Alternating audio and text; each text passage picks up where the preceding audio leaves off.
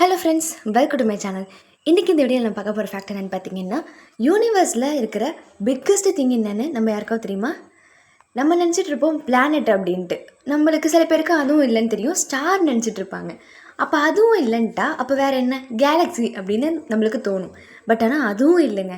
அப்போ என்ன தான் அந்த யூனிவர்ஸில் பெரிய திங் அப்படின்னு கேட்டிங்கன்னா, யூனிவர்ஸில் இருக்கிறது ஒரு பிக்கஸ்ட் ஸ்ட்ரக்சர் அப்படின்னு சொல்கிறாங்க. அது பேர் காஸ்மிக் வெப். அப்படின்னா என்ன அப்படின்னா, இது ஒரு பெரிய ஸ்பைடர் வெப் மாதிரி இருக்குமாங்க.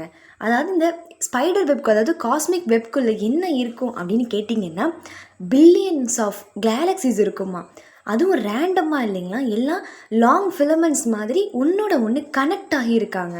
ஸோ இந்த ஃபிலமெண்ட்டுக்கு மிடில் தான் டார்க் மேட்டர் இருக்குது அப்படின்னு சொல்கிறாங்க. அதனால தான் இந்த கேலக்ஸிஸ் எல்லாம் ஒன்றோட ஒன்று ஹோல்டாகி கெட்டியாக பிடிச்சிருக்க மாதிரி நம்மளுக்கு ஒரு லுக்கு தருது அப்படின்னு சொல்கிறாங்க. அண்ட் சயின்டிஸ்ட் சொல்கிறது என்னென்னா, யூனிவர்ஸ் ஃபுல்லாக இந்த வெப் ஸ்ட்ரக்சர் தான், அதனால தான் இந்த யூனிவர்ஸே அரேஞ்ச் ஆகிருக்கு அப்படின்னு சொல்கிறாங்க. ஸோ நம்ம எர்த் பார்த்தா கேலக்ஸியில் ஒரு சின்ன பார்ட்டு, அதே மாதிரி இந்த வெப்பில் நம்ம கேலக்ஸி ஒரு சின்ன ஒரு டாட் மாதிரி தானுங்க. ஸோ அவ்வளோ பெரிய மில்கிவே கேலக்ஸியே டாட் அப்படின்னா, அப்போ நினச்சி பாருங்கள் அந்த காஸ்மிக் வெப் அப்படிங்கிறது எவ்வளோ பெரிய ஸ்ட்ரக்சராக இருக்கும்ன்ட்டு. ஸோ நெக்ஸ்ட் டைம் நீங்கள் ஸ்கையை பார்த்தா ரிமெம்பர் பண்ணுங்கள், நம்ம அதில் ரொம்ப சின்ன ஒரு பாட்டு தான் அப்படின்ட்டு. ஸோ நம்ம எல்லாருமே யூனிவர்ஸில் ஒரு டைனி பிக்சல் மாதிரி தாங்க. ஸோ இந்த வீடியோ பிடிச்சிருந்தா, உங்களுக்கு புதுசான ஒரு விஷயம் கற்றுருக்கீங்க அப்படின்னா இந்த வீடியோ லைக் பண்ணுங்கள், ஷேர் பண்ணுங்கள், கமெண்ட் பண்ணுங்கள், மறக்காமல் சப்ஸ்கிரைப் பண்ணுங்கள். தேங்க்ஸ் ஃபார் வாட்சிங்.